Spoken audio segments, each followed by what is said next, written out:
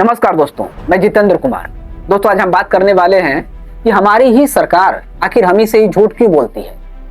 दोस्तों, अभी आपने पिछली बार ही देखा होगा कि रेलवे मिनिस्टर अश्विनी वैष्णव जी ने बेकायदा प्रेस कॉन्फ्रेंस करके यह ऐलान किया था कि छठ पूजा और दिवाली पर बिहार के लिए 12,000 स्पेशल ट्रेनें चलाई जाएंगी, जिससे कि लोग आराम से त्योहार पर अपने घर जा सकें।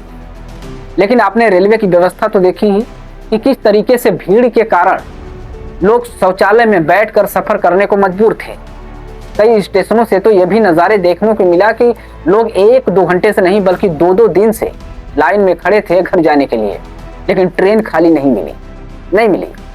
खैर, एक दावे में यह खुलासा हुआ है कि मंत्री जी के 12,000 ट्रेन सिर्फ 142 पर आकर सिमट गई। खैर, उसे छोड़िए, हम आते हैं दिवाली पर। दिवाली पर आपने आतिशबाजी तो खूब किया होगा, बम पटाखे खूब जलाए होंगे। मैंने भी जलाया, लेकिन लिमिट में। लेकिन दिल्ली में कुछ सोशल मीडिया इन्फ्लुएंसर के बहकावे में आकर दिल्ली के कुछ लोग रात भर आतिशबाजी करते रहे। आतिशबाजी करने वाले लोग दिवाली के सुबह उसी दिल्ली की हवा में सांस नहीं ले पा रहे थे, क्योंकि दिल्ली का प्रदूषण स्तर बढ़ चुका था। जो कभी 100-150 नॉर्मल में रहता था, वह 300 से लेकर 400 माइक्रो मिलीग्राम प्रति घन मीटर हो गया, यानी कि हवा जो है जहरीली हो चुकी थी। लेकिन दिल्ली सरकार ने प्रेस कॉन्फ्रेंस करके बड़ी ही आसानी से कह दिया कि दिल्ली में कोई प्रदूषण स्तर नहीं बढ़ा है। लेकिन कमाल की बात यह है कि जो सरकार यह ऐलान कर रही थी, वह खुद प्यूरीफाई लगाकर ताजा हवा लेने के लिए लाखों रुपए खर्च कर रही थी।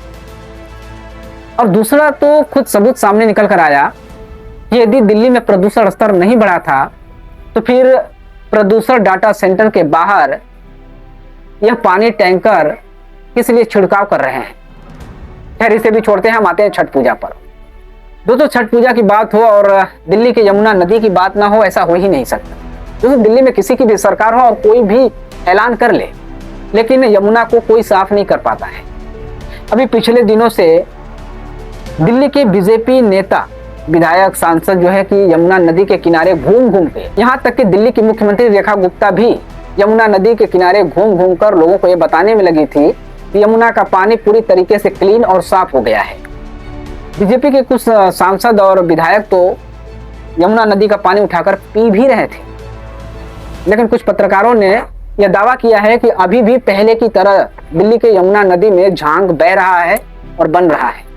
बैराज पुल के पास भारी संख्या में नाव है जो नदी में केमिकल छिड़काव कर रही हैं, जिससे कि झांग ना बने।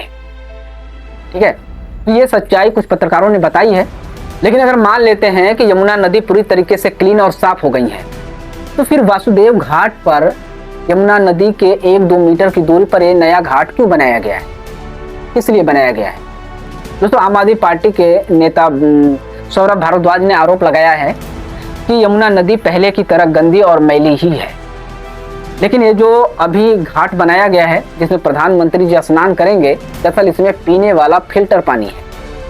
कृत्रिम घाट बना के पूरे देश को, खास तौर पे बिहार के लोगों को बेवकूफ बनाया जा रहा है। अब मैं आपको दिखाऊंगा, ये हरी चादर देखिए, ये हरी चादर लगाई गई है।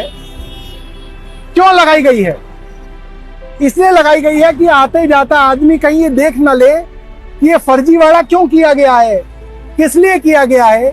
इसलिए ये हरी चादर बांधी गई है और एक नकली घाट बना के पीने के गंगा के पानी के लिए, पीने के गंगा के पानी से एक नकली घाट बना के छठ प्रधानमंत्री जी को मनवाई जाएगी। मैं दोबारा दिखाऊंगा, देखिए और ध्यान से देखिए भारतीय जनता पार्टी की सरकार का फर्जीवाड़ा।